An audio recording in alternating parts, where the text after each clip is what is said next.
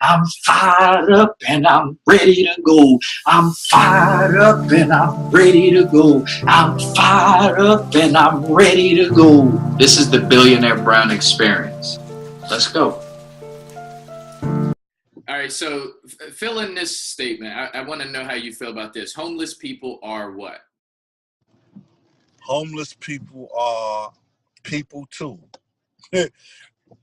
Homeless people are misfortunate, but they are people. Okay, when you think, like, when you see homeless people, are you like, what do you think about them? I honestly think, like, how can I help them? Like, I get sad when I see homeless people.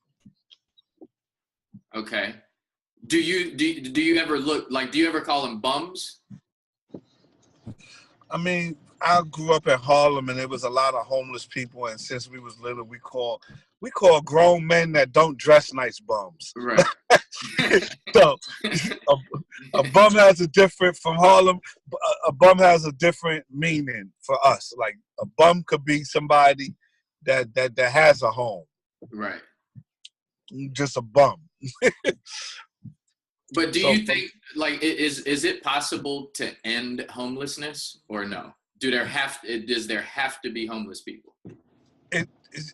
It's impossible to end homelessness, because homelessness is a situational thing, meaning that people go through situations and they come up on hard times, and that'll never stop, because not one entity could stop that as far as another person going through hardship. Like, okay, if we build shelters all over the place, then some people will probably stop working and go to the shelter because they want to get taken care of. So homelessness will never be stopped, but I'm trying to still figure out a way to how we could affect homelessness in a better way. Yeah, I don't know. I mean, they say most of them are not just junkies and drugs, which most of the population believe. A lot of them are like veterans and stuff like that. No, in Atlanta, it's so bad. Like, I went to the basketball game, and I saw a homeless family with like a 18-month-old baby. Now, the baby is not a junkie. The mother had children. She didn't look like she was on drugs. She just, I guess, had a hard time, or couldn't make it, or couldn't find a way. Every situation is different. You just never know. The greatest mind, the greatest thinker could be homeless. The most humblest person, the most special person, the most caring and giving person can actually be homeless. Like, it had homeless, like I said, they are people. So it comes in all shapes, forms, and fashion. Like, just because you have some homeless people are on drugs because they are homeless and that's their way out, their escape from it all. But at the same token, you have to look at it as of what was the situation that put you there. Mm. Now, do you feel that there's a you ever had I don't know if you've experienced this, but you ever experienced someone who feels that they're like, someone may be out of work for, let's say, 6 months or a year, and they could go, McDonald's is hiring or Dollar Tree is hiring, and they feel that they're too good for that job. So therefore they don't do any work at all. They just keep looking for that big, matter of fact, Martin, if you watch the show Martin, remember when Martin was unemployed and he had to go to the unemployment office and Myra was trying to give him the job, and he was like, nah, I want a good job. And he didn't want to take none of the bad ones like that. Like, right. How do you feel about that? I mean, some people feel like, they worth more than that. But if you look,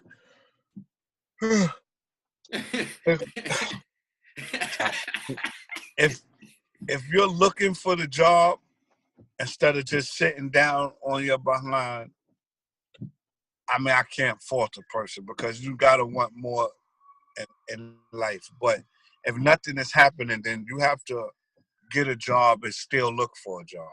But that's just my hustle. Everybody hustles different.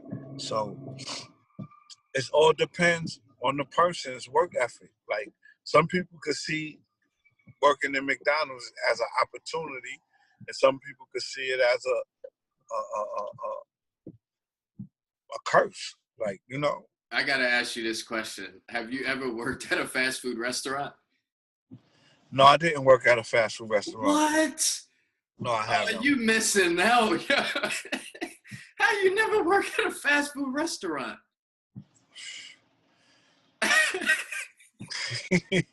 I just didn't. But I mean, I don't knock it. If I had to, I would have. What's the worst job that you've ever had? The worst job I ever had was I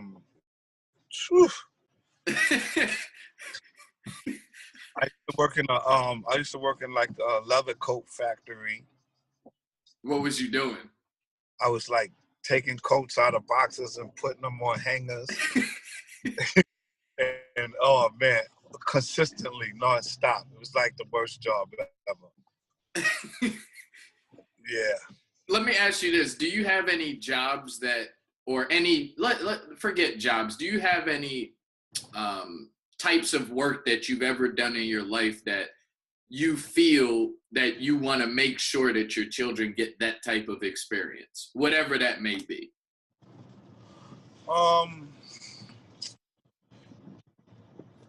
My children are different, but for me, the type of job that I had, like I used to work for Con Edison, and that was like a big corporation, and that experience I would want them to get just as far as the corporate side of it, how corporate America works, because it's totally different from any other job. Like, and Con Edison is that's the electric company, right? Yes. Okay. That's the main one in New York.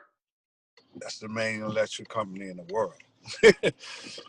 In the world, seriously? They make $14 billion a year. Like that, you power New York. You power. You ain't no. Can't get no bigger than New York. They power the number one city in the world.